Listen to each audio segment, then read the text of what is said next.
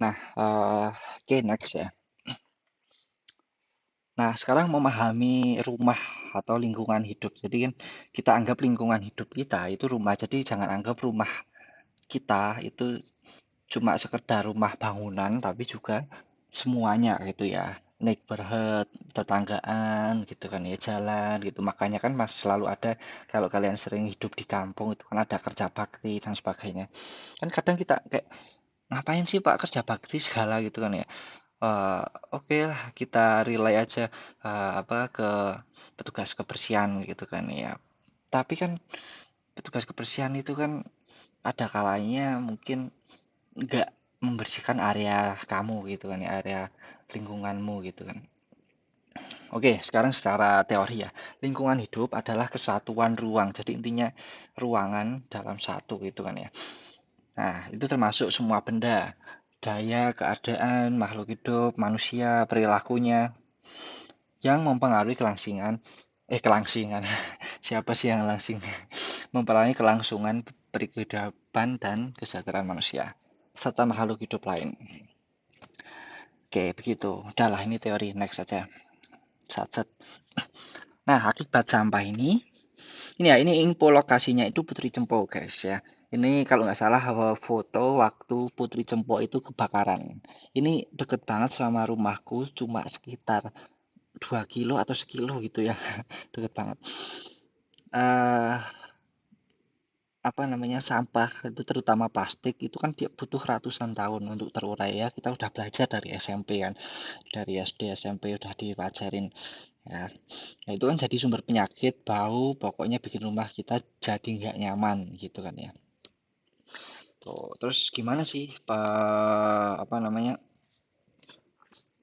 biar kita nggak melakukan apa namanya, merasakan akibat dari sampah ini gitu kan. Sebenarnya ada dua peran ya, peran government sebagai pengambil keputusan sama peran kita gitu. Nanti kita bahas satu persatu. Oke. Ah, mungkin sampah ini apa namanya, kan sebenarnya ada sih, uh, sudah beberapa komunitas itu mereka sudah pintar mengelola sampah itu. Kalau kalian pernah lihat, makanya kan saya kemarin kalau nggak salah entah di kelas D atau di kelas E ya, kan ada yang menyampaikan tentang recycle gitu. Saya bilang pernah tahu ekoenzim nggak gitu. Uh, Salah satunya itu. Terus pernah tahu kursi yang terbuat dari botol atau sampah yang dihancurkan lagi terus di recycle, pernah nggak gitu kan. Oke, sekarang kita merujuk ke peran ideal government ya. Saya bilang ideal gitu karena mungkin ada government yang masih belum ideal gitu kan ya. Dan kita nanti bisa nilai sendiri apakah Indonesia sudah ideal atau belum gitu. Nah, sebenarnya kalau yang bisa jadi benchmarking atau bisa jadi comparison ya, perbandingan kita lihat untuk belajar gitu, coba search aja di TikTok gitu, bagaimana Swiss ngatasi problem dari sampah. Terus gimana yang diterapkan di Singapura dan juga mungkin Jepang ya. Oke, coba kalian use your social media wisely. Kita coba TikTok bukaan, saya jangan cuma lihat orang mancing aja gitu kan ya. Atau mungkin jangan coba lihat apa sih sekarang yang lagi rame ya guys. Oke, itu. Nah, eh mungkin saya sampaikan sedikit ya. Intinya itu Swiss dan Singapura itu mereka menerapkan regulasi yang strict. Jadi benar-benar uh, hukumannya berat gitu ya bagi pelanggar sampah, terkait sampah. Dan ada juga jadwal untuk membuang sampah gitu kan ya. Jadi biar pada waktu itu tuh bersih gitu kan ya. Ada area juga untuk sampah tertentu. Ya kalian bisa nonton aja di Swiss itu bagus banget. Uh, Terus ini yang di Singapura ya, saya memang belum pernah ke sana.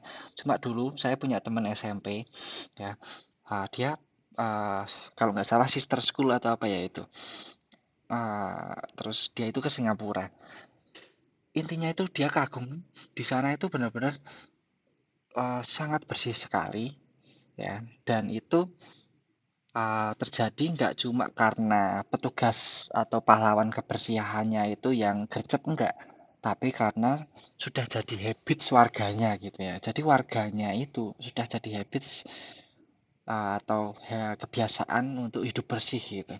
Karena memang ya itu regulasinya itu strict gitu kan ya.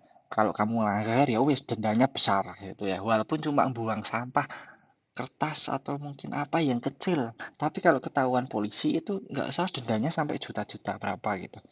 Ya, itu cerita ya. Saya juga belum pernah ke sana ya, jadi nggak tahu gitu secara detail.